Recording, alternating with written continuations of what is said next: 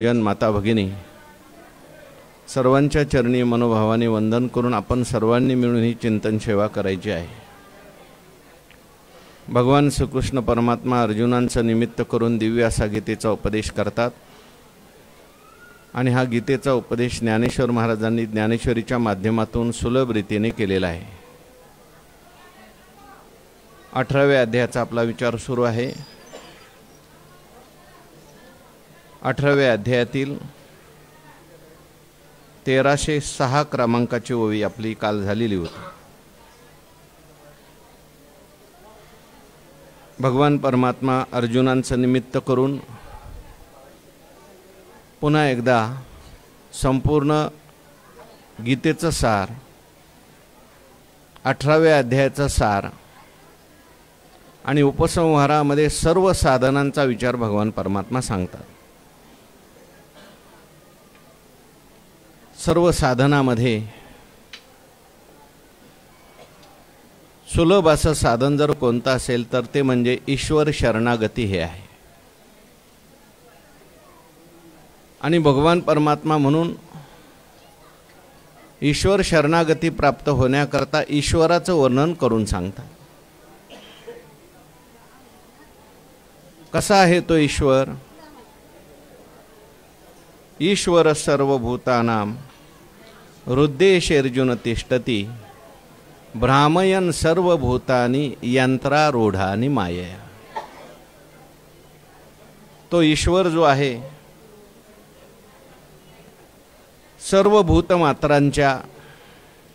सर्वभूतांच्या अंतरी हृदय महाआंबरी चिदवृत्तीच्या सहस्रकरी उदयला असे जो, असं ज्ञानोबारायांनी वर्णन केलं। त्या भगवान परमात्म्याला यथार्थ रीतीने जाणल्याशिवाय त्याची खरी शरणागती घडणार नाही। किंबहुना त्याला यथार्थ रीतीने जाणणं हीच त्याची शरणागती। जाणून तत्स्वरूप होऊन जाणं ही शरणागती, श्रेष्ठ शरणागती सांगितली। म्हणून भगवंताच्या अनेक रूपांचं वर्णन आलेलं आहे। सगुण परमात्म्याचं रूप आहे, निर्गुण परमात्म्याचं रूप आहे।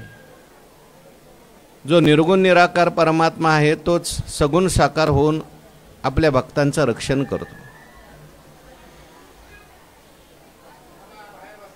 सृष्टीमध्ये त्या ठिकाणी जेव्हा जेव्हा अधर्माचं राज्य प्राप्त होत असतं आणि धर्माची स्थापना करायची असते त्यावेळेस भगवान परमात्मा स्वतः सांगतात, यदा यदा हि धर्मस्य ग्लानिर्भवति भारत अभ्युत्थानम अधर्मस्य तदात्मानं सृजाम्यहम। तोच भगवान परमात्मा रामप्रभूंच्या रूपाने, गणपती बाप्पांच्या रूपाने प्रगट होत असतो। अनेक अवतार भगवान परमात्मा घेतो। अवताराच्या राशी तोहा उभा विटेवरी आणि आपल्या भक्तांचं रक्षण करतो। या सृष्टीमध्ये सदाचार वाढवण्याकरता भगवान परमात्मा त्या ठिकाणी अवतार कार्य घेऊन परित्राणाय साधूनाम आणि विनाशायच्या दुष्कृताम हे कार्य करतात। गणेशोत्सव सुरू आहे। गणपती बाप्पाने सुद्धा अनेक अवतार धारण केले। त्याच्यामध्ये काही अवतार जे आहेत ते भक्तांच्या करता आहेत, काही अवतार दुष्टांच्या करता आहेत आणि काही अवतार देवांच्या करता सुद्धा भगवंतांनी घेतलेले आहे। देवांच्यावर आलेलं जे संकट आहे ते दूर करण्याकरता सुद्धा भगवान परमात्म्याचा अवतार असतो। हो, देवावर आलेलं संकट, एका पुराणामध्ये कथा आली की भगवान शिवांची आराधना करून रावणाने भगवान शंकरांना आपलं आत्मलिंग मागितलं आणि भगवान शंकर हे महादेव आहेत, शिवभोळा चक्रवर्ती, त्यांनी ते त्यांना देऊनही टाकलं। आता हे आत्मलिंग प्राप्त झाल्यानंतर आत्मलिंग त्या रावणाच्या ताब्यात जाणार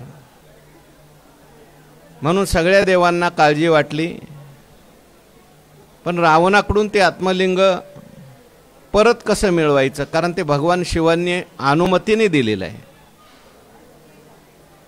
कदाचित रावणाबरोबर आपण युद्ध करून ते जर घ्यायला गेलो तर भगवान शंकर त्याच्या बाजूने लढतील. आपल्याला भगवान शंकरांची अनुमती पाहिजे. मग भगवान गणेशांचं स्मरण केलं आणि रस्त्यामध्ये गणरायांनी बरोबर आपल्या बुद्धीचा उपयोग करून रावणाकडून ते शिवलिंग खाली ठेवायला लावलं आणि सगळ्या देवावर आलेलं संकट गणरायांनी त्या ठिकाणी दूर केलं. देवांच्यावर आलेली जी संकट असतात ती दूर करण्याकरता भगवान अवतार धारण करत असतात. आज वामन भगवंताचा अवतार आहे.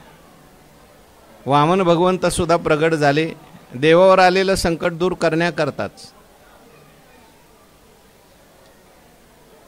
त्या ठिकाणी बली महाराजांनी दैत्यांनी गोसेवा केली.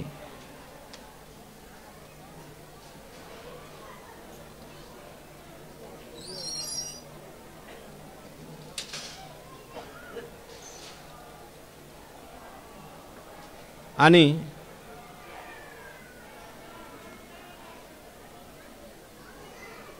बली महाराजांनी धर्मकार्य केलं, यज्ञ केले, संतांची सेवा केली, गोसेवा केली आणि संपूर्ण स्वर्गाचं राज्य प्राप्त करून घेतलं.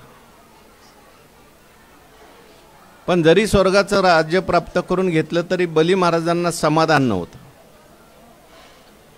शांती समाधान प्राप्त झाली पाहिजे, त्याच्याकरता काय केलं पाहिजे. म्हणून बली महाराज आपल्या आजोबांच्याकडे गेले. बली महाराजांचे आजोबा कोण आहेत? प्रल्हादजी, प्रल्हाद महाराज. आजोबा, मी या ठिकाणी एवढं राज्य संपादन केलंय, सर्व काही केलंय, साधू सेवा करतोय, गोसेवा करतोय, स्वर्गाचंही राज्य मला मिळालंय, सगळीकडे माझं भूमंडळावर राज्य आहे, पण मला समाधान नाही. तेव्हा प्रल्हादजी म्हटले, बली, मी तुला लहानपणापासून शिकवत आलोय, समाधान फक्त एकाच ठिकाणी आहे. आपुला तो एक, तेने विना जीवा सुख नये. अरे भगवंताच्या भजनात समाधान आहे. जर त्या ठिकाणी या राज्यात समाधान असतं, ऐश्वर्यात समाधान असतं, तर सगळे सुखी झाले असते. हे सगळं नश्वर आहे. त्यापेक्षा तू देवाचं भजन कर, नामस्मरण कर, चिंतन कर. परंतु आता हे सगळं राज्य सुख असल्यामुळे बली महाराजांना लगेच नामस्मरणात काही प्रवृत्ती झाली नाही. मग प्रल्हादजींनी सांगितलं, नाही तुला काय करता येत असेल तर तू यज्ञ कर आणि यज्ञाच्या द्वारे भगवंताची सेवा कर. म्हणून बली महाराजांनी आपल्या आजोबांच्या सांगण्यानुसार अनेक यज्ञ केले.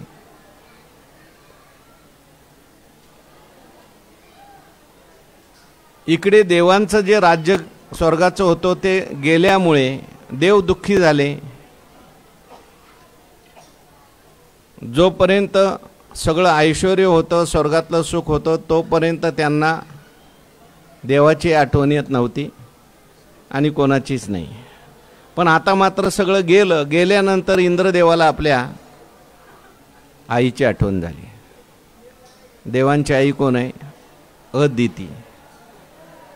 जरी देवाचं सगळं ऐश्वर असलं, स्वर्गाचं ऐश्वर असलं, तरी अदिती माता जी होती ती मात्र आश्रमात राहून भजन करत होती.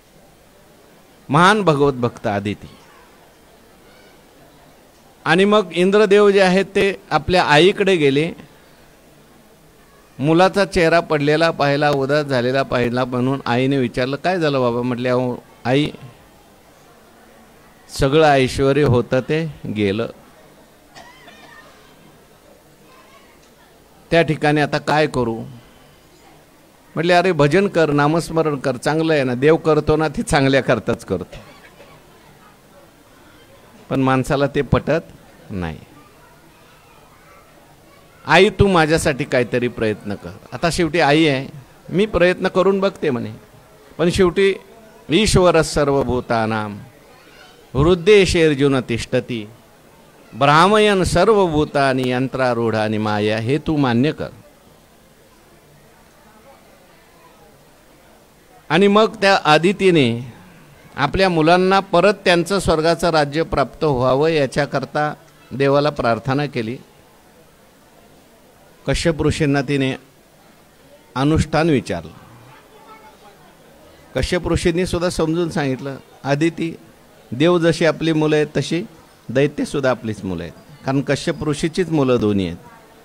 आपण सगळ्यात समदर्शी राहिलं पाहिजे. ईश्वरावर विश्वास ठेवायचा. जो भगवान परमात्मा करतोय तसं राहायचं. त्याच्या इच्छेमध्ये आपली इच्छा मिळून सुखी राहायचं. पण आदिती म्हटली, आता ठीक आहे, मुलांनी खूप हट्ट धरलाय तर त्यांच्याकरता एखादा अनुष्ठान करता आलं तर मी देवाच्याच कृपेने करते. तिला पयोव्रत सांगितलं आणि ते पयोव्रत पूर्ण झाल्यानंतर फाल्गुन महिन्यामध्ये तिने ते व्रत केलं आणि साक्षात भगवान परमात्मा तिच्यासमोर प्रगट झाले. मी तुझ्या मुलांना सुखी करण्याकरता अवतार घेणार आहे म्हणून भगवंतांनी आजच्या तिथीला आदिती मातेच्या पोटी त्या ठिकाणी अवतार धारण केला. तो म्हणजे भगवंताचा वामन अवतार आहे. दिव्य तेजपुंजाचं दिव्य शरीर, तेजपुंज रूप आहे. आणि सगळं रूप पाहण्याकरता स्वर्गातले देव आले, ऋषीमुनी आले. सगळ्यांनी वामन भगवंताची काय केली, स्तुती केलेली आहे, पुष्पवृष्टी केलेली आहे. आणि वामन भगवंताला प्रत्येक देवाने काही ना काही वस्तू दिलेल्या आहे. पृथ्वीने बसायचं आसन दिलं, कोणी कमंडलू दिलं, कोणी अक्षमाळा दिली. साक्षात पार्वती मातेने भिक्षा वाढली. आणि मग वामन भगवान जे आहेत त्यांना इंद्रदेवानी प्रार्थना केली, देवा, दैत्याने आमचं स्वर्गाचं राज्य घेतलेलं आहे, त्यांना मारा आणि आम्हाला स्वर्गातलं राज्य द्या. भगवान म्हटले, बाबा, जो चांगला वागतो त्याला मी मारू शकत नाही.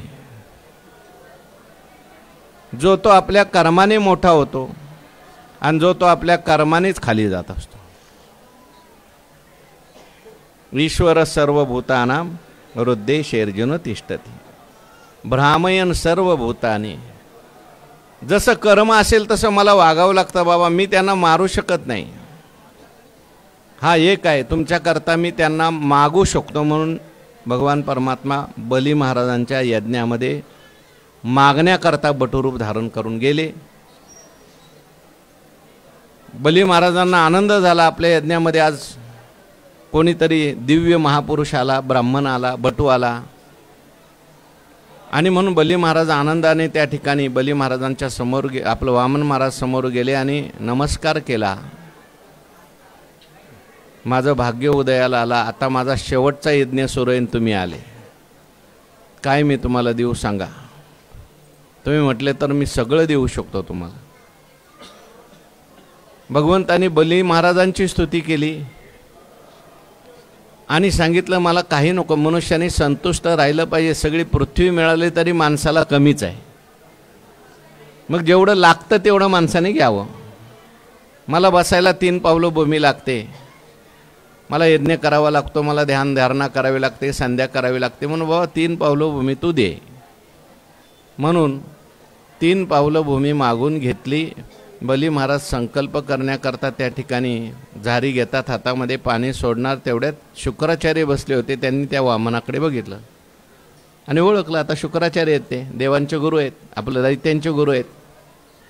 ते म्हटले, अरे बाबा, हा कोणी वामन वगैरे कोणी नाही, एषः वैरोचने साक्षात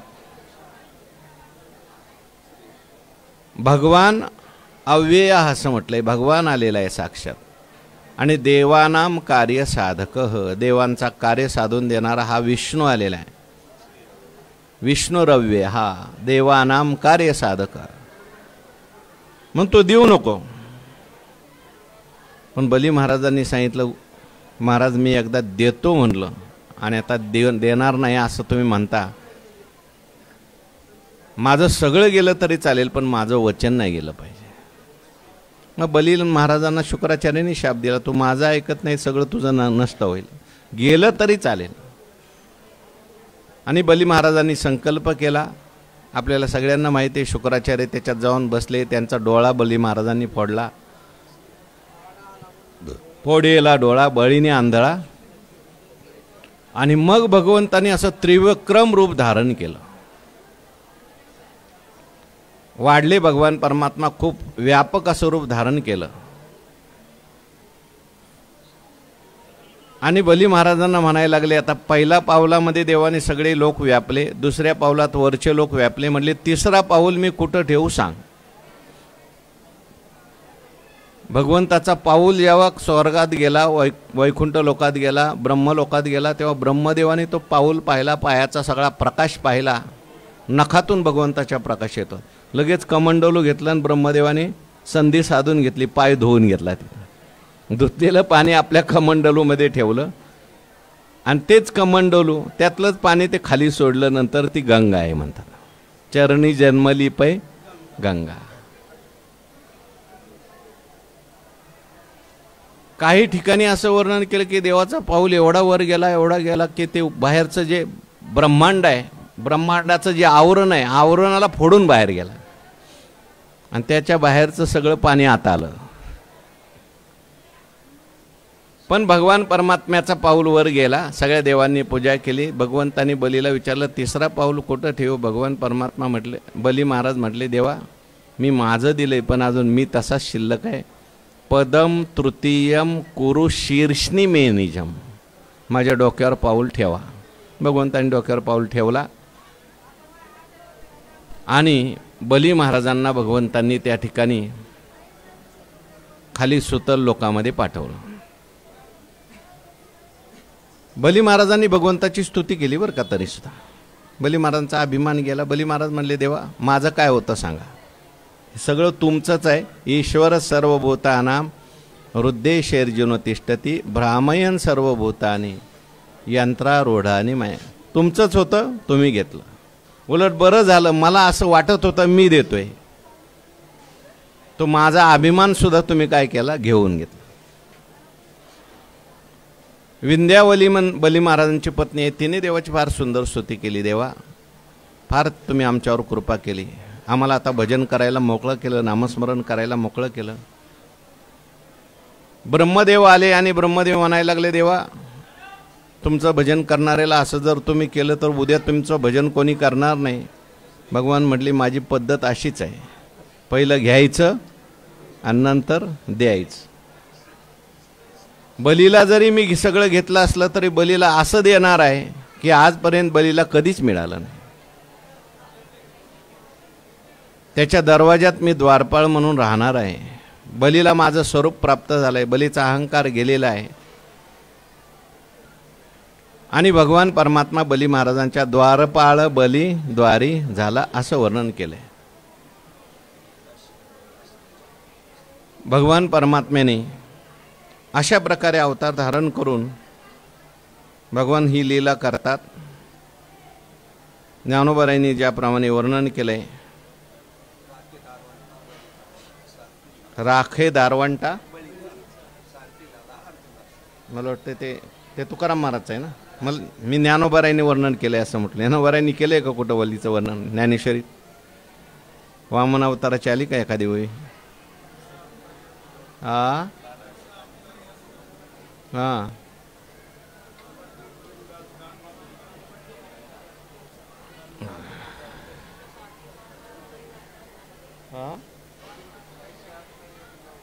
ज्ञानेश्वरीतलं म्हणतोय हो. कुठली? ऐसा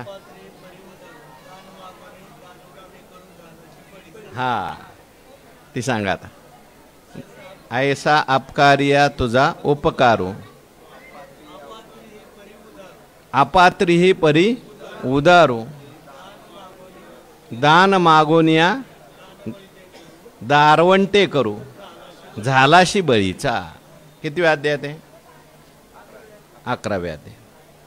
म्हणून अशी भगवंताची लीला असल्यामुळे जो धर्मकीर्ती धवळू, अगाध दातृत्वे सरळू, हा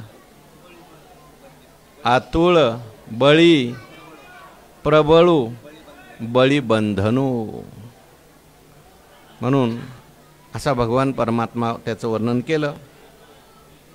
ज्ञानोबराय या ठिकाणी आपल्या नेहमीच्या विषयामध्ये बोलतात. सुत सुते गुंतले तृण तृणेची बांधले का आत्मबिंबा घेतले बाळके जळी तया परी देहाकारे आपण पेची दुसरे देखोनी जीव आविष्करे आत्मबुद्धी. या ठिकाणी ईश्वर जो आहे तो सगळ्यांना ईश्वर सर्वभूतानां हृदयेषर्जुन तिष्ठती भ्रामयन सर्वभूतानी म्हटलंय. तो सगळ्यांना काय करतो? फिरवतो. किंवा भ्रामयन शब्दाचा अर्थ भ्रमित करतो असा सुद्धा होऊ शकतो. का भ्रमित करतो? ही सगळी सृष्टी म्हणजे ईश्वराची एक प्रकारची लीला आहे, लक्षात ठेवा. भ्रमित मायेच्या द्वारे करतो. ईश्वराच्या मायेला जर ओळखलं नाही, ईश्वरनिष्ठ जर मनुष्य नसेल, ईश्वराकडे जर त्याचं लक्ष नसेल, त्याला भ्रमवतो. आणि जो ईश्वरनिष्ठ झाला, जो देवाचं भजन करायला लागला, त्याला मग फिरवत नाही जास्त.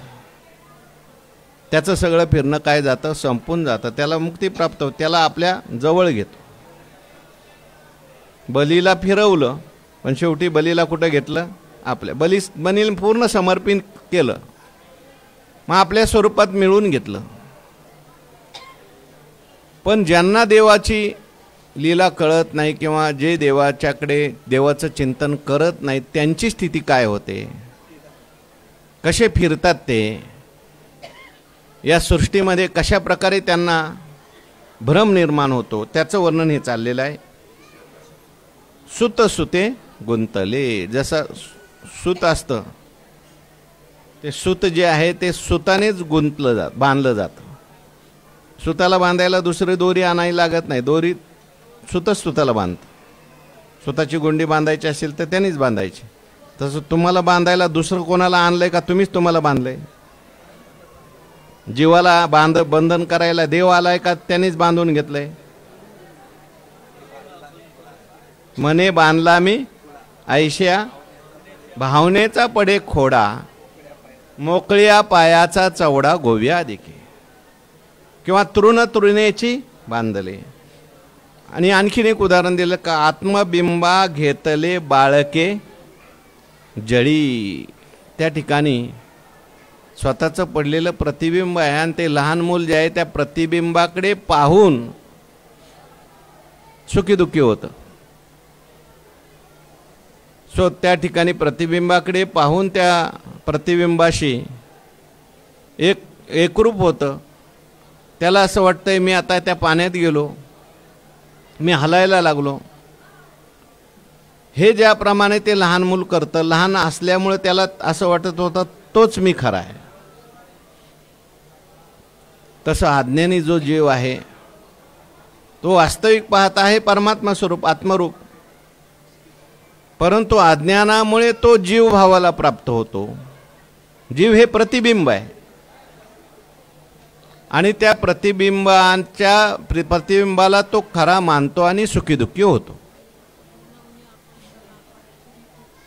म्हणून आपण पया आपणची रिपू जेणे वाढविला हा संकल्प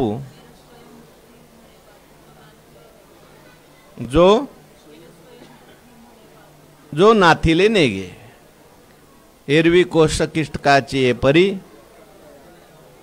आपुला आपण वैरी जो आत्मबुद्धी शरीरी चारू स्थळी. म्हणून तया परी देहाकारे आपणच पेची दुसरे. देहाच्या रूपाने कोण आहे? आपणच आहे. आपण शब्दाचा अर्थ इथे चैतन्य. हा परमात्माची परी दुसरा एक मुख्य जे अहंकार निद्रा निदसुरा हो हा परमात्माची परी दुसरा, परी अहंकार निद्रा निदसोरा. म्हणून स्वप्नीच्या ओर बारा संतोषेशिने.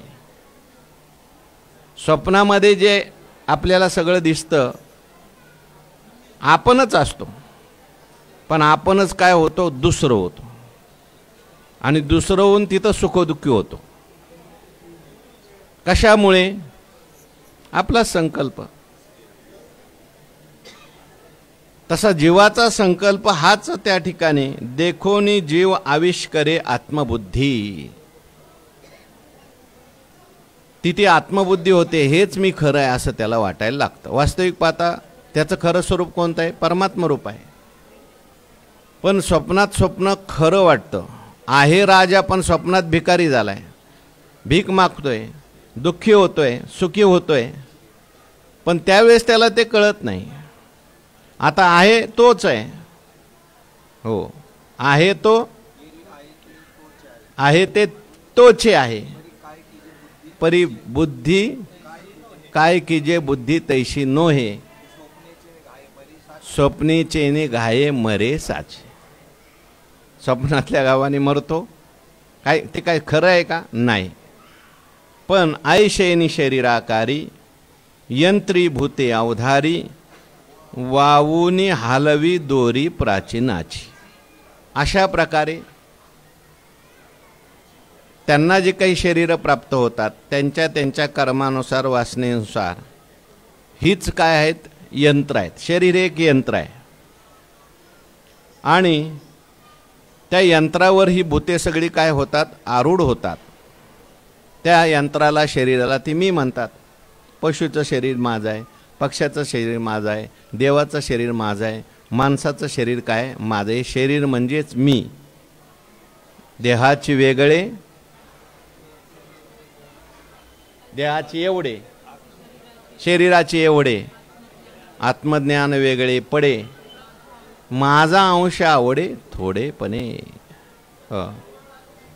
काय? प्रकृतीशी बांधोनी पाटू, आत्मा चोखटू, किंबहुना आत्मा चोखटू होऊनी प्रकृतीशी एकवटू, बांधे प्रकृती धर्माचा पाटू. आपण पया चोखट आहे तो, पण प्रकृतीशी काय होतं? एकरूप होतो. शरीराशी एकरूप, शरीराला मी म्हणतो. आणि आपुलेने विसरे चैतन्याची देहाकारे, आभासोनी आविष्करे जीवपणे. एकदम बरोबर होय. आभासोनी आविष्करे जीवपणे, देहपणे जे. म्हणून ऐशेनी शरीराकारी यंत्रीभूती अवधारी, वावून हालवी दोरी प्राचीनाची. परंतु हे सगळं नियोजन कोण करतो? याचं सगळ्याचं नियंत्रण कोण करतो? ईश्वर करतो. ईश्वराकडे याचं काय आहे? सगळ्याचं नियंत्रण. ही सगळी सृष्टी निर्माण करायची, त्या सगळ्यांच्या कर्मानुसार वासनेनुसार त्यांना शरीर, स्थूल शरीर, त्याचं सूक्ष्म शरीर, आणि मग स्थूल शरीर सूक्ष्म शरीराचा संबंध जोडायचा. हे सगळं काम त्याला त्याच्यानुसार ते फलभोग निर्माण करायचा. ही जी योजना भगवंताने अगोदर करून ठेवलेली आहे, ही सगळी जी आहे कोणाची शक्ती आहे? नियमन कोण करतो म्हटले? यंत्रीभूती अवधारी, वावुनी हालवी दोरी प्राचीनाची. ती दोरी जे हलवायचं काम कोण करतो? प्राचीनाची दोरी हलवायचं काम कोण करतो? ईश्वर करतो. म्हणजे काय? भूत आहेत, सृष्टी आहे, सगळं आहे, परंतु ते जर त्याच्यात चैतन्य जे आहे ते मात्र ईश्वराचं आहे बरं का. परमात्म्याची शक्ती, सत्ता मात्र कोणाची? याच्यात परमात्म्याची. आणि परमात्मा प्राचीनाची दोरी हलवतो. आणि हलवल्यानुसार जसं प्राचीन असेल, जसं संचित असेल, प्रारब्ध असेल, तसं तसा भूत काय होत, ते सगळंचे प्राणीमात्र आहेत त्यांच्या जीवनामध्ये सगळं घडत जातं. कशा प्रकारे? त्याचं वर्णन पुढच्या श्लोकात, पुढच्या ओळीत केलंय. तेथ जया जे कर्मसूत्र, मांडोनी ठेविले स्वतंत्र, ते तिये गती पात्र होची लागे. प्राचीनाची दोरी भगवान परमात्मा हलवतात, त्याला चैतन्य देऊन, त्याला चेतना देऊन, जसं ज्याचं प्रारब्ध असेल त्या प्रारब्धानुसार ही सगळी भूतमात्र जी आहे त्यांची चेष्टा चालते. त्याच्याकरता ज्ञानोबाराय लिहितात की जया जे तेथ जया जे कर्मसूत्र मांडोनी ठेविले स्वतंत्र ते तिये गती पात्र होची लागे. जया जे कर्मसूत्र, कर्माची ही दोरी आहे. प्राचीन म्हणजे कर्मच आहे ना. प्राचीन म्हणजे काय? संचित म्हणा, तेच प्रारब्ध आलंय, पूर्वकर्म आहे. ते कर्म जे आहे ते सूत्रासारखं काम करतं, म्हणजे दोरीसारखं काम करतं. जया जे कर्मसूत्र, ज्याचं जसं कर्म असेल आणि ती कर्माची दोरी आहे त्याची, हलवायचं काम कोण करतोय? ईश्वर. पण निर्माण कोणी केलेली आहे? आपणच. मग जसं कर्म असेल तसं कर्मी जे उरावे तया ते भोगावया यावे. केले कर्म झाले. पण तो भोग कर्म तर जड आहे. मग जड कर्म कसं काय त्या ठिकाणी भोग देईल? तर ते नियोजन ईश्वराकडे.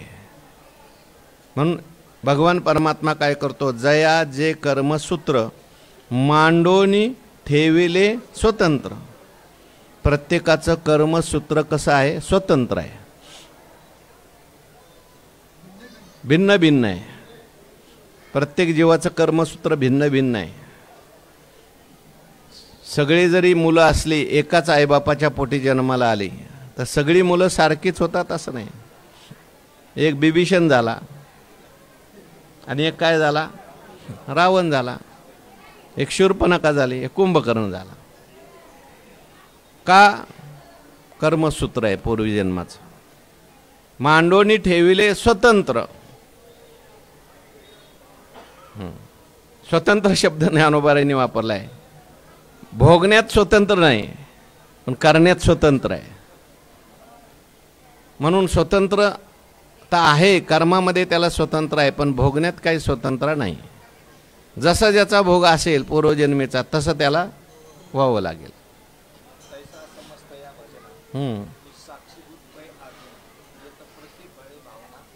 प्रतिपळे भावना आपुलाली.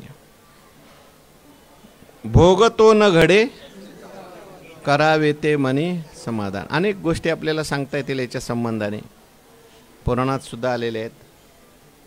आणि त्या ठिकाणी गणपती बाप्पाच्या बाबतीमध्ये हे जे गजानन नावाचं मुख लागलेलं आहे भगवंताला, हे कशाचं मुख लागलेलं आहे? हत्तीचं मुख आहे. त्याच्या संबंधाने अनेक कथा आहेत. एक कथा अशी आली की शनीची वक्रदृष्टी पडली म्हणून भगवान गणेशांचं शिर जे आहे ते तुटून पडलं. म्हणजे पार्वती मातेला मुलगा झाला, दिव्य तेजपुंज मुलगा झाला, सगळ्यांना आनंद झाला. आणि पार्वती मातेने सगळ्या देवांना आमंत्रण दिलं, आता मला मुलगा झालाय, माझ्या घरी गणपती बाप्पा प्रगट झालाय, सगळ्यांनी दर्शनाला या. सगळे दर्शनाला आले, सगळे देव आले दर्शनाला. काही वस्तू देऊ लागले, गणपती बाप्पा आले, गणपती बाप्पा आले म्हणून. पण शनी महाराज आले, पण शनी महाराज असं खाली मान करून आले. सगळ्या देवांनी असं समोरून दर्शन घेतलं, गणपती बाप्पाचं कौतुक केलं. पण शनी महाराजांनी मात्र दर्शनच नाही घेतलं, असं खाली मान करून दर्शन घेतलं, कौतुकही नाही केलं. तेव्हा पार्वती माता म्हणली, का रे बाबा, सगळ्याला आनंद झाला आणि तुला आनंद नाही झाला का? माझ्या मुलाचं दर्शन तू घेत नाही, बरं तू मला काय आशीर्वादही माझ्या पोराला देत नाही. तेव्हा म्हटली, आईसाहेब मला असं खाली बागूनच जाऊ द्या, माझं दर्शन, माझं पाहणं काही चांगलं नाही. माझ्या पाहण्याने लोकांचं काय होतं? कल्याण होतं. पण आईसाहेबांनी ऐकलं नाही. म्हटले काही झालं तरी चालेल, अरे माझा गणराज आहे, सगळ्यांची त्याच्यावर दृष्टी पडली पाहिजे, कृपादृष्टी पडली पाहिजे, तू दर्शन घेतल्याशिवाय राहू नकोस. आता नाविलाज झाला आणि शनी महाराजांनी गणपती बाप्पाकडे वर तोंड करून पाहिलं. आणि पाहिल्याबरोबर त्यांना, शनी महाराजांना असा शाप होता, तू ज्याच्याकडे पाशील त्याचं मस्तक तुटून पडेल. आणि गणपती बाप्पाचं मस्तक काय झालं? मग पडलं. आता ह्याला काय कारण काय? जया जय कर्मसूत्र. त्यांनाही शाप का मिळाला? दुसरे कोणी शाप दिला नाही, शनी महाराजांच्या मंडळींनी शाप दिलाय त्यांना. तुम्ही ज्याच्याकडे पाहाल त्याचं काय होईल? मस्तक तुटून पडेल. कथा लांब आहे, सांगायचं काय? मग भगवान विष्णू जे होते त्यांनी त्या ठिकाणी पार्वती मातेने दुःख व्यक्त केलं आणि मग भगवान विष्णूंनी ते उत्तरेला गेले. उत्तरेला जो हत्ती होता त्या हत्तीचं काय मस्तक आणलं. आणि आता तो हत्तीसुद्धा काय सामान्य होता का? सगळ्याचं कर्मसूत्र आहे तिथे.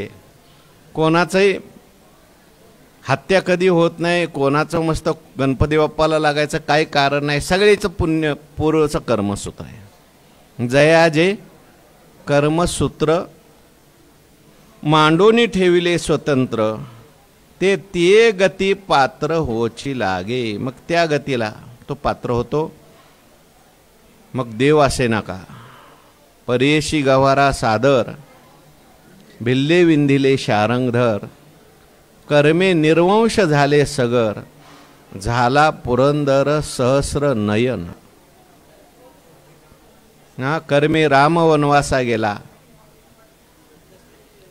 कर्मे दशरथ वियोगे मेला, कर्मे रावण क्षयो पावला, वियोग घडला सीतादेवी. कर्मे मनमत झाला असे राख, कर्मे चंद्राशी घडला दोष, कर्मे भार वाहती कुर्मशेष. खरमुख ब्रह्मदेवाला सुद्धा कोणाचं तोंड लागलं? गाढवाच. सगळ्या कथा सांगितल्या तर ज्ञानेश्वरी राहून जाईल. कर्मे खरमुख ब्रह्मादेका. कर्मसूत्र आहे. जया जे कर्मसूत्र मांडोनी ठेवले स्वतंत्र, ते गती पात्र होची लागे. किंबहुना धनुर्धरा भूतांते स्वर्ग संसारा, माझी भोवंडी तृणे वारा आकाशी जैसा. आता फार काय सांगू बाबा. धनुर्धरा म्हणतात. धनुर्धरा म्हणून अर्जुनाला भगवान परमात्म्याने सांगितले, जसा धनुर्धारी असतो तो लक्ष कुठं ठेवतो? परमात्म्याकडे ठेवतो. आपलं परमात्म्याकडे, त्याच्या लक्षाकडे दक्ष असतं. तसं तुझं लक्ष कुठं पाहिजे? ईश्वर सर्वभूतानां हृद्देशे अर्जुन तिष्ठती. ह्या जगात राहत असताना, सर्व काही व्यापार व्यवहार करत असताना तुला असं वाटलं पाहिजे की परमात्मा हे सगळं करतोय, त्याच्या सत्तेने हे सगळं चाललंय. पुढत पुढती पांडवा, एक बोलू न विसरावा. हा, स्वरूपवोनी सद्भावा नेदावे निघो.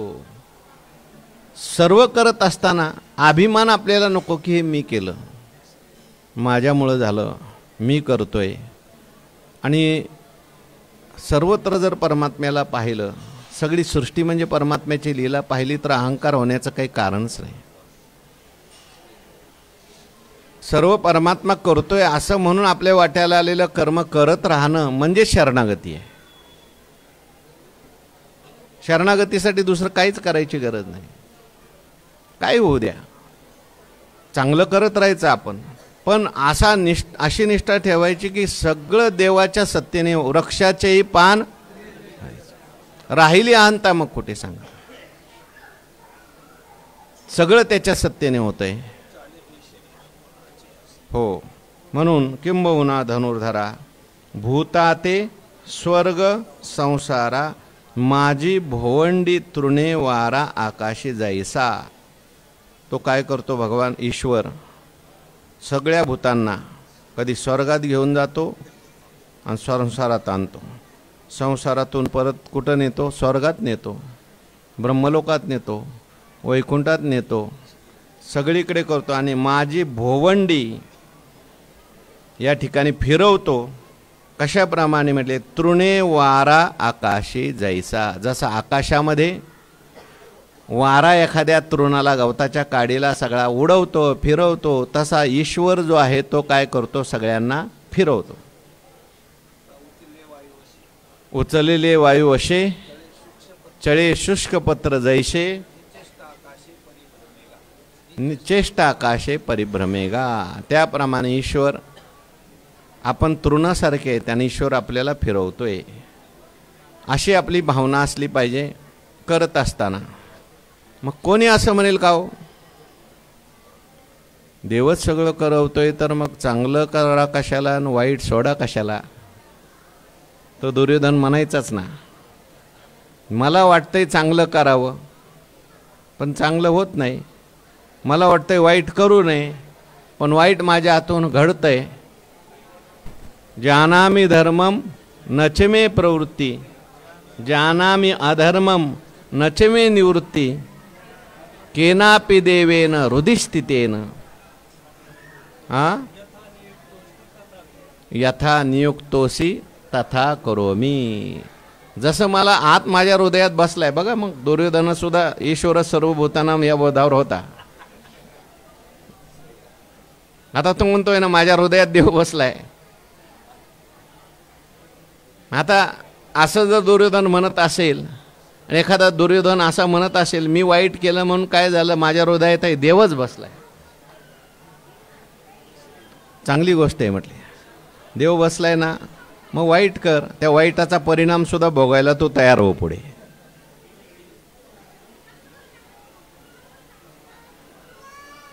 कारण ईश्वराने शास्त्र निर्माण करून ठेवलंय, कसं वागायचं काय करायचं सगळं लिहून ठेवलंय। तो हृदयात बसलेला आहे पण तो हृदयात बसून काय करतो तो काय असं म्हणत नाही तू हे कर आणि तू ते कर। शास्त्र दिलेत, संत दिलेत, किंबहुना आतून तो प्रेरणा करत असतो चांगलं काय आणि वाईट काय। वरून वरून जरी दुर्योधन म्हणत असला माझ्या हृदयात देव असलेला, पण दुर्योधनाला खरं देवाचं ज्ञान आहे का? नाहीये। तो आपल्या अभिमानाचंच चालवतोय, अभिमानाने सगळं करतोय, म्हणतोय फक्त आत देव बसलेला आहे। मग भगवान म्हणतात मी कसा आहे, तुझ्या दोषाचं चांगल्या वाईटाचं आरोपण माझ्यावर करू नको, मी सगळं करतोय पण कसा करतोय हे पुढच्या ओळीत सांगितलंय। वाचा पुढच्या ओळी। भ्रामकाचे निसंगे दैसे लोहो वेढा रिघे चेष्टती तैशी ईश्वर सत्ता योगे चेष्टती भूते। ज्ञानोबरांनी उदाहरण दिलं, भ्रामकाचेनी संगे जैसे लोहो वेढा रिगे। लोह चुंबक आणि त्या ठिकाणी लोह चुंबकाचं जर सानिध्य असेल तर लोखंड जे आहे त्या लोखंडामध्ये त्या ठिकाणी काय होतं, गती निर्माण होते, फिरवते। आपण जर एखादं पुस्तक घेतलं, वरती एखादा खिळा ठेवला आणि खालून लोहचुंबक फिरवलं तर वरचा खिळा फिरतो। वास्तविक पाहता त्या खिळ्याचा आणि लोहचुंबकाचा संबंध नाही, पण संबंध नसताना सुद्धा त्याच्या केवळ सानिध्याने तो फिरतो। जड परी जवळ का लोह चळे तरी चळो का, कवन शिनू भ्रामका सन्निधानाचा। त्याला काही शिन होतो का? मग त्याच्यात काय फरक पडतो का? नाही। त्याच्या केवळ सानिध्याने लोखंडामध्ये त्या ठिकाणी चलनवलन होतं।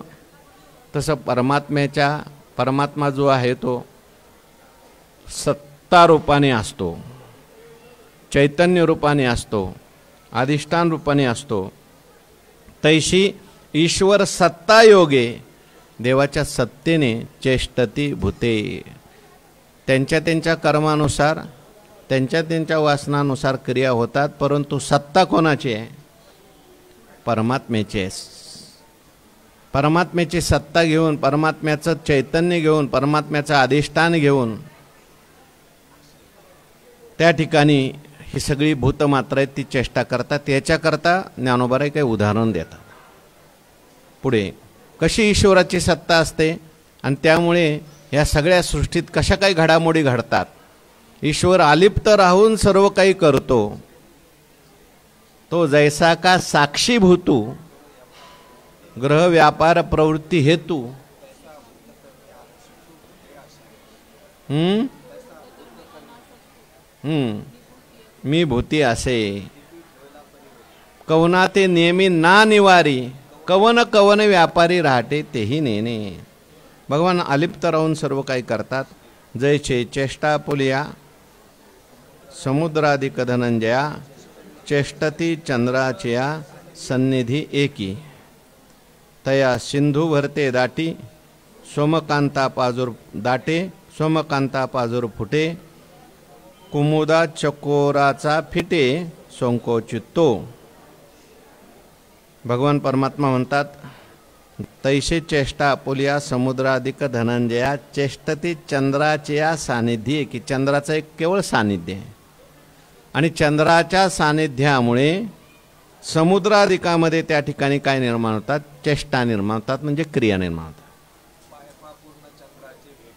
पाहे पा पूर्ण चंद्राचे भेटी समुद्री अपार भरते दाटी ते तर चंद्राशी काय किरीटी उपका पडे. पूर्ण चंद्र पौर्णिमेचा आला की समुद्राला काय येते भरती येते. आता चंद्राला काय तिथे त्रास आहे का. चंद्राचा फक्त चंद्राचं सानिध्य त्या ठिकाणी चंद्राला पाहिलं चंद्राचं सानिध्य पूर्ण चंद्र झाला की लगेच समुद्रात भरतीची क्रिया निर्माण होते. हां देखोने आपुला कुमरू हां तया सिंधू भरते दाटे. सिंधूला काय येतं भरतं येतं कशामुळे चंद्रामुळे. सगळ्यांना भरतच येतं नाही. सोमकांता पाजर फुटे आणि कुमुदा चकोरा फिटे संकोचितो. कुमुद म्हणजे कमळ. कमळाला काय होतो विकास होतो. त्याचा संकोच असतात तो काय होतो विकास होतो. आणि चकोराला सुद्धा काय होतो आनंद होतो संकोचितो. आता परमात्मा जो आहे एकच परमात्मा आहे परंतु त्या ठिकाणी सगळ्यांना त्याचा आनंद होतो असं नाही. काय पाणी एकच आहे पण ते पाणी जर मिरचीच्या झाडाला गेलं तर तिखट होतं आणि ऊसाला गेलं तर गोड होतं. जीवनाची उदक विशी होय मारक क्या मिरया माझी तीख उशी गोड. हे असो स्वातीचे उदक शुक्ती मोती तैसा सुख अज्ञानाशी. तसा परमात्मा जो आहे तो आल्यानंतर सगळ्यांना अहो देवाचा अवतार झाला. काय देवाचा अवतार होय दासा सुख दैत्या भय.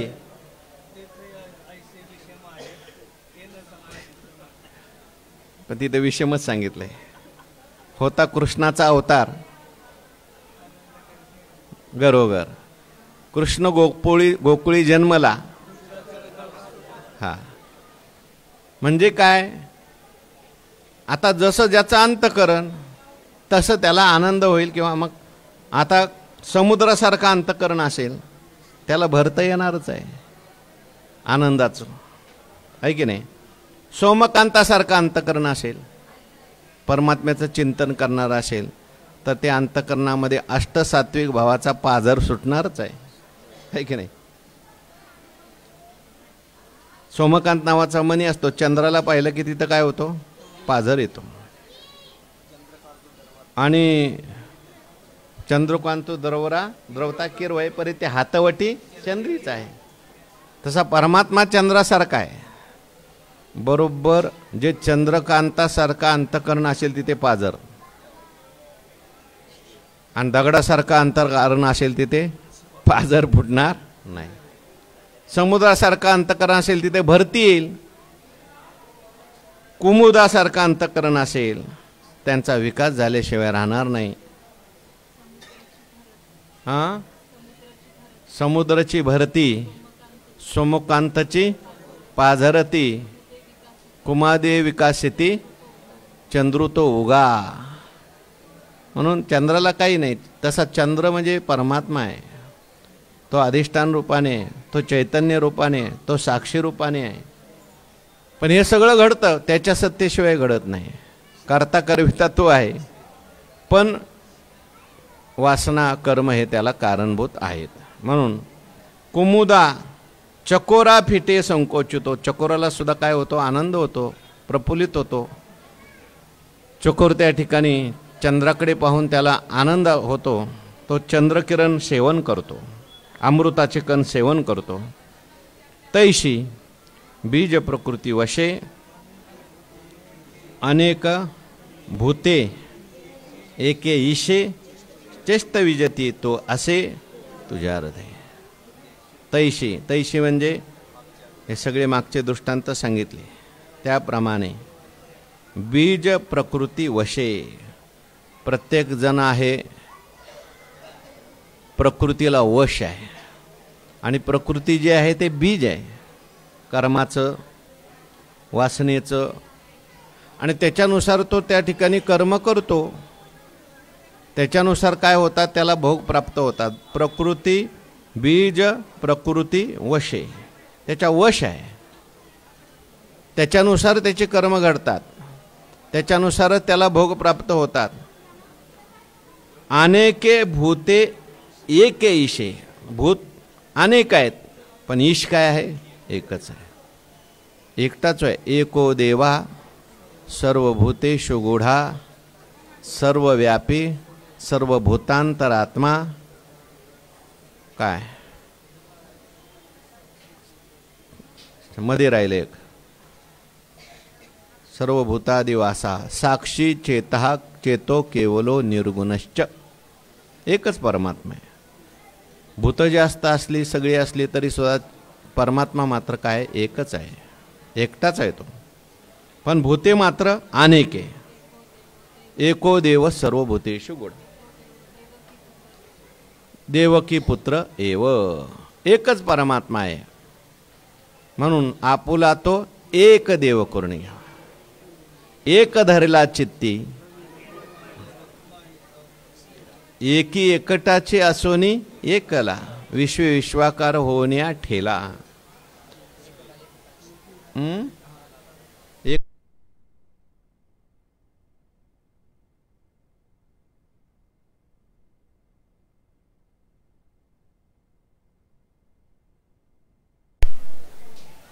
तैशी बीज प्रकृती वशे अनेके भूते एके ईशे. एकटाच ईश्वर आहे, पण भूत मात्र भरपूर आहेत, अनेक आहेत. आणि सगळ्यांचं नियमन कोण करतो? एकटा ईश्वर करतो. चेष्ट विजिती तो आसे, आणि तो कुठे आहे? लांब नाही कुठे, तो आसे तुझ्या हृदयी. तो तुझ्या हृदयात बसलेला आहे, सगळं करतोय, आणि सगळं करून तो अलिप्त आहे. जसा तो अलिप्त आहे तसा तू सुद्धा अलिप्तच आहेस. पण तू मात्र काय घेतो? अहंकार घेतो. मी हे केलं, मी ते केलं. म्हणून तो असे तुझ्या हृदयी. मग आता त्याला जर जाणायचं असेल तर कसं जाणायचं तेही ज्ञानोबाराय या ठिकाणी सांगतात. अर्जुन पण न घेता मे ऐसे जे पंडुसुता उठतसे जे तत्वता तयाचे रूप. त्याला शोधायचं आहे. मी मला तो काही सापडतच नाही. किती शोधलं तरी मला त्या ठिकाणी त्याचं दर्शन होत नाही. म्हटले एक काम कर, अर्जुन पण न घेता मी ऐसे जे पंडुसुता. तू जो म्हणतोय ना मी अर्जुन आहे, मी अर्जुन आहे, त्यातला फक्त मी काय कर बाजूला सार. देह नव्हे मी हे सरे उरला उरे विठ्ठल. मनोनी लाहो करा काळ सारा चिंतने. पाळनाची नाही चिंता रीता ठाव देवाचा. तुका म्हणे जीवासाठी देव पोटी पडेल. लटके ते फिडा तुका म्हणे जाये पिडा. म्हणून देव आहेच एरवी सर्वांच्या. चालू आहे की नाही? स्फुरण चालू आहे का नाही? मी नाही असा अनुभव कधी कोणाला येतो सांगा? कधीच कोणाला येत नाही. म्हणजे जिवंत असताना तर येतच नाही, मेल्यावर सुद्धा येत नाही. मेल्यावर सुद्धा मी नाही असा अनुभव येत नाही बरं का. कारण शरीर जरी मेलं तरी तो असतो, जेव्हा अनुभव घेणार आहे तो असतो. हो, म्हणून तो म्हणतो मी इकडे गेलो, मी तिकडे गेलो, मी स्वर्गाला गेलो, नरकाला गेलो, पण असतो तो. म्हणून मी जो आहे हा कोण आहे याचा विचार करायचा आहे. मी अर्जुन आहे हे जे आहे ते आता नंतर आलेलं आहे ना. जन्माला आल्या तो म्हणत होता का मी अर्जुन आहे म्हणून? नव्हता म्हणत. जन्माला आल्यानंतर तुला हे नाव ठेवलंय, उपजली या बाळकाशी, ते घेतलंय तो अभिमान त्याचा. स्वदेहा नाम अर्जुनू परदेहा नाम स्वजनू संग्रामा नाम मलिनो पापाचारू. बाहेरून आणलेलं आहे सगळं. अरे मी देह आहे हे सुद्धा तू बाहेरून आणलेस. अज्ञान एक रूढे त्याने कोहमिकल्पाचे मांडे मग विवरोनी की जे पुढे देहो महेश. म्हणून आता तुला जर खरं माझं स्वरूप जाणून घ्यायचं असेल तर मग काय कर, नमना देह माझा ऐसा मग भरवसा कळेल. देह नव्हे मी हे सरे. तर सरे शब्दाचा अर्थ इथे पटणे असा आहे, मामांनी केला आहे. ज्यावेळेस तुम्हाला पटेल मी देह नाही, त्यावेळेस खाली राहिलेला विठ्ठलच आहे. मग तुम्ही म्हणाल का हो, 5तून 2 गेल्यावर खाली 3 राहतं. देहातून मी गेला, वजापाकी केल्यानंतर खाली त्याच्या देहापेक्षा कमी राहायला पाहिजे, मोठा कसं काय राहतो विठ्ठल? तर ही वजापाकी जी आहे व्यवहारातली वजापाकी नाही. जसं दोरीवर वासलेला साप आहे, दोरीचं ज्ञान झालं की साप जो आहे तो काय होतो, निघून जातो. आणि दोरी जशीच्या तशी काय राहते, शिल्लक राहते. तसं भ्रमाने त्या ठिकाणी मी देह आहे असं मानलंय, मी अर्जुन आहे असं मानलंय. आहे तो कोण आहे? एरवी आहे तो तोचे आहे, एरवी होय तो तेचे आहे. परी काय कीजे बुद्धी तैशी नोहे. हा झाली होई मगाशी आपली. म्हणून काय केलं पाहिजे ते म्हटले, अर्जुन पण न घेता मी ऐसे पांडुस होता. अर्जुन पण सोडल्यानंतर मग खाली राहिलेला जो मी आहे, मी म्हणजे आहे आहे आहे आहे असा मी. तिथं मी नाही बरं का. अर्जुन पण न घेता मी ऐसे जे पंडूस होता. अर्जुनपणा सोडून जो काही आहे आहे स्फुरण आहे, उठत असे ते तत्वता. जे उठतंय स्फुरण सारखं चालूच आहे बरं का. हो, आहे आहे आहे आहे स्फुरण म्हणजे चालू आहे आणि बंद होतंय असं नाही, ते कायम अखंड आहे. त्या अखंडात मी अर्जुन जोडलं, मी देह जोडलं, मी मन जोडलं की मग वृत्ती आली. परंतु अखंड आहे रूपाने ज्ञान आहेच. ते परमात्म्याचं काय आहे, स्वरूप आहे. उठत असे ते तत्वता तयाचे रूप. ते तू काय कर, जाणून घे. आणि या लागी तो प्रकृती ते प्रवर्तील हे निरुते. आणि ते झुंजविल तू ते न झुंजशी जरी. आणि तो जो आहे प्रकृतीचा मालक आहे. या लागी तो प्रकृती ते प्रवर्तील हे निरुते. प्रकृतीला तो त्या ठिकाणी बरोबर हलवणार आहे, देहाला तुझ्या हलवणार आहे, क्रिया तशा घडणार आहे. आणि ते झुंजविल तू ते, तुला त्या ठिकाणी युद्ध करायला लावील. तू जरी म्हणत असला न झुंजशी जरी. म्हणून ईश्वर गोसावी तेने प्रकृती हे नेमावी. त्या सुखे राभावी इंद्रिय आपुली. आणि म्हणून तू काय कर, तू करणे न करणे दोन्ही लावणी प्रकृतीच्या मानी. प्रकृती एका अधीने हृदयस्था जया तया अहम वाचा चित्त. त्याला ते काय करायचं आहे, आता शरण जायचं आहे. हे सगळं चुकवायचं असेल, दुःख करायचं असेल तर देवाला शरण जायचं. का शरण जायचं, कसं शरण जायचं, कोणी शरण जायचं, त्याचा विचार उद्या. पुंडलिक वरद हरी विठ्ठल श्री ज्ञानदेव. ठल विठ्ठल.